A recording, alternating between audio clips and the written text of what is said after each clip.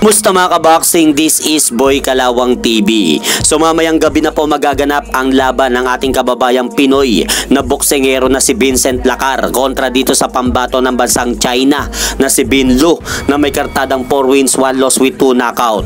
Habang ang ating kababayan naman po na si Vincent Lacar ay may kartada naman po itong malinis sa kanyang buong professional boxing career na 8 wins, no losses with 4 knockout. At ito nga po magaganap na laban nila para mamaya ay magsisilbing 10 round schedule bout sa flyweight division.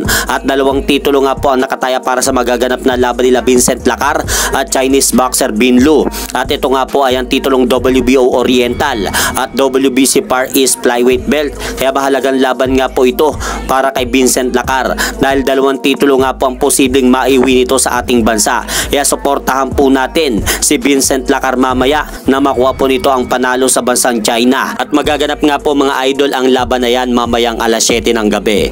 At sa kabilang banda, kahapon naganap naman ang laban nitong world rated flyweight contender na si Esnet the Hard Hitter Domingo ng SIP Sanman Promotion kontra sa kanyang kapwa kababayang Pinoy na boksingero na si Raymart Taday na ginanap kahapon sa lugar ng Kalamansig, Sultan Kudarat, South Cotabato. Dahil tinalo nga lang po mga idol ni Esnet Domingo itong kanyang kapwa kababayang Pinoy na boksingero na si Raymart Taday sa pamamagitan ng 3rd round knockout victory. Kaya umabante na nga po mga idol ang kartada na Esnet Domingo sa 20 na panalo at 2 talo lamang at 12 po dito ay natapos via knockout. Habang bumagsak naman po ang kartada ni Raymart Taday sa 11 wins, 23 losses, 1 draw with 6 knockout. At kung titignan po natin mga idol sa flyweight division, pang-anim nga po ang pangalan ni Esnet Domingo sa IBF flyweight ranking na hawak ngayon ng kasalukuyang kampiyon na si Angel Ayala na tumalo na dati sa isa pa nating Pinoy na kababayang boksingero na si Dave Apolinario via knockout sa round 6 noong buwan ng Agosto. Kaya dahil po sa impresibong panalo na yan